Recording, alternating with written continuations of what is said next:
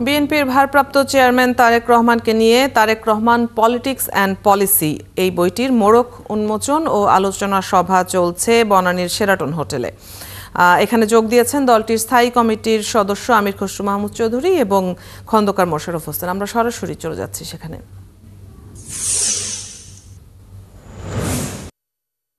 তাদের কিছু চিন্তা ভাবনা ওনারা বলেছেন, যেটা আমরা ইনকর্পোরেট করে 31 দফা সংস্কার প্রস্তাব প্রস্তুত করেছি।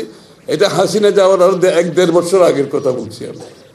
তখন কিন্তু অন্য কোনো দল সংস্কারের কথাটা মুখ দিয়েই বের করেন।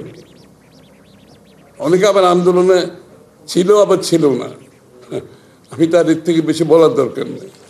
সুতরাং সংস্কারের প্রস্তাবটা আনার সাহসই করে না। হাসিনা পরবর্তী বাংলাদেশ যে কোথায় যাবে সেটা তাদের ধারণা পর্যন্ত আসে নাই যখন তারেক রহমান সাহেব 31 দফা দিয়েছেন। এখন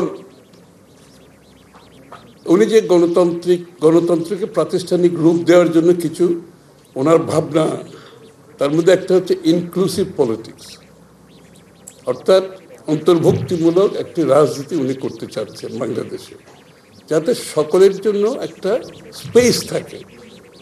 সেটা সরকারে থাকলেও স্পেস থাকতে হবে, বিরোধী দলে থাকলেও স্পেস থাকতে হবে। বাংলাদেশের সবচেয়ে বড় প্রবলেম হচ্ছে উইনার টেকস অল। যারা ক্ষমতায় যায় তাদের জন্য সমস্ত বাংলাদেশের মালিকানা তাদের হাতে চলে যায়। এই জন্য পরিষ্কারভাবে 31 দফায় কথাগুলো বলা আছে যে কি যার যার অবস্থানে সবাইকে তার স্পেস দিতে হবে, এবং that is the only way to success. আপনার গণতন্ত্রের সত্যিকার অর্থে প্রাতিষ্ঠানিক রূপ দিতে গেলে এটা নিশ্চিত করতে হবে।